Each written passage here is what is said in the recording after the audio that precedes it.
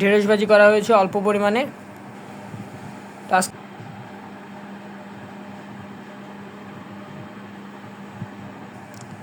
Hello everyone, আসসালামু আলাইকুম।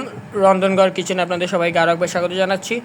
আজকে চলে আসলাম কিছু রেসিপি আপনাদের সাথে শেয়ার করার জন্য। তো প্রথমে এখানে দেখুন ঢেঁড়স ভাজি করা হয়েছে অল্প পরিমাণে। ঢেঁড়স ভাজি আপনারা প্রায় খাওয়ার চেষ্টা করবেন, কারণ ঢেঁড়স ভাজি স্বাস্থ্যের জন্য খুবই উপকারী একটি সবজি।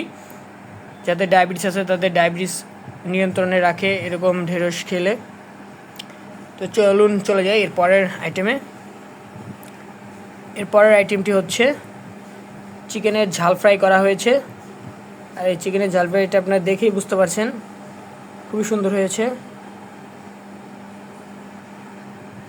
তো চিকেন যে কোনো আইটেম দিয়ে খেতে খুবই ভালো লাগে, যেমন সাদা ভাত বলুন, পোলাও বলুন, সব কিছু দিয়ে খেতে খুবই অসাধারণ লাগে। তো আমাদের বাসায় চিকেনটাই বেশি রান্না করা হয় মাঝে মাঝেই।